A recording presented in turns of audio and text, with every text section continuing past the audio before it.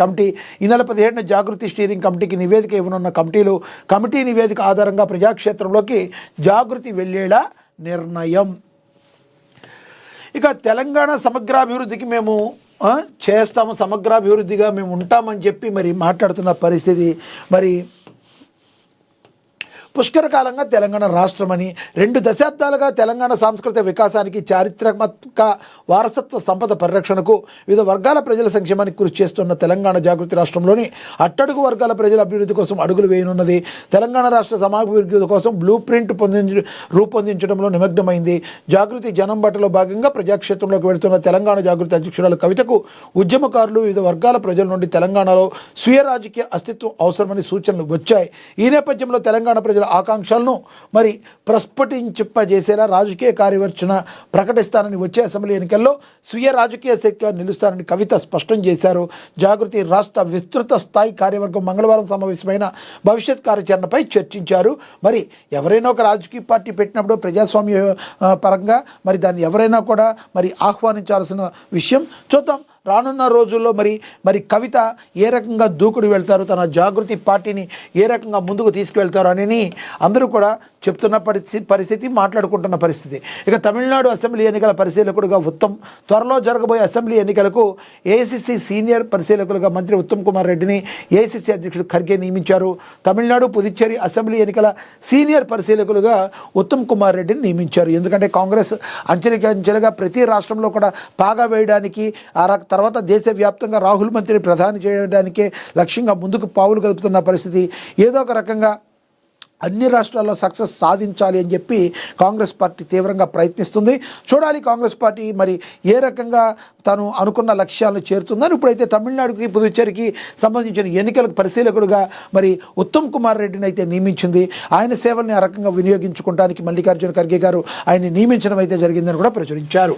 ఇక నీళ్లపై రాజకీయాలు సరికాదని, పోటాపోటీగా మాట్లాడొద్దని, కృష్ణా గోదావరి నదుల అనుసంధానంపై తెలంగాణతో చర్చకు సిద్ధమని పోలవరం ప్రాజెక్టు వద్ద చంద్రబాబు కీలక వ్యాఖ్యలు చేశారు. నీళ్లపై రాజకీయాలు చేయడం మంచిది కాదని ఆంధ్రప్రదేశ్ సీఎం చంద్రబాబు అన్నారు. మరి చంద్రబాబు ఈ రకంగా మరి మాట్లాడారు. సార్ చూద్దాం, కూలంకుషంగా చూద్దాం ఒకసారి ఆయన ఇంకేమన్నారో మాట్లాడదాం.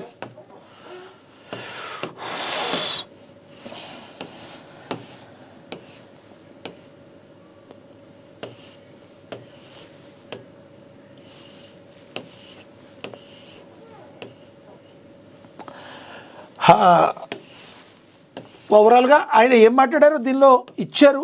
ఓకే, నీళ్లపై రాజకీయాలు సరికాదని ఇచ్చారు. ఇక్కడ ఎక్కడుందో చూద్దాం. నీళ్లపై రాజకీయాలు సరికాదు.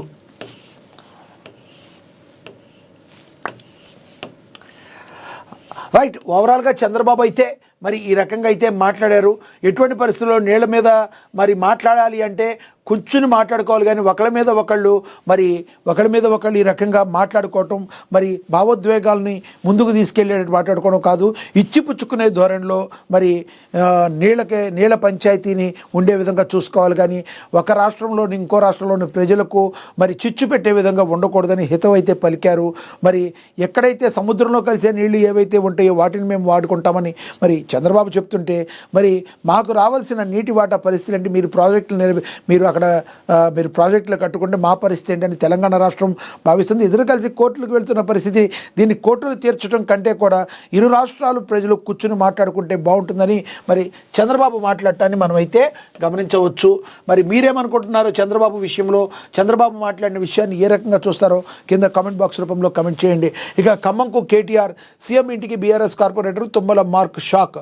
బీఆర్ఎస్ వర్కింగ్ కు మంత్రి తుమ్మల నాగేశ్వరరావు షాక్ ఇచ్చారు. బీఆర్ఎస్ పార్టీకి చెందిన 5 కార్పొరేటర్ను 2 రోజుల క్రితం పార్టీలో చేర్పించిన తుమ్మల బుధవారం మరో 3 బీఆర్ఎస్ కార్పొరేటర్ను సీఎం రేవంత్ రెడ్డి ఇంటికి తీసుకెళ్లి షాక్ ఇచ్చారు. ఆధునిక ఖమ్మం రూపశిల్పిగా పేరున్న తుమ్మల నాగేశ్వరరావు కాంగ్రెస్ ప్రభుత్వంలో మంత్రి కావడంతో బీఆర్ఎస్ నేతలంతా తుమ్మల గొడుగు కింద పనిచేసేందుకు ముందుకు వస్తున్నారు. 40 మంది కార్పొరేటర్లు సీఎం ఇంటికి వెళ్లగా తుమ్మల నాయకత్వంలో ఖమ్మం నగరాన్ని నెంబర్ 1గా నిలుపుతామని, కార్పొరేషన్పై కాంగ్రెస్ జెండా ఎగరేస్తామని సీఎంకు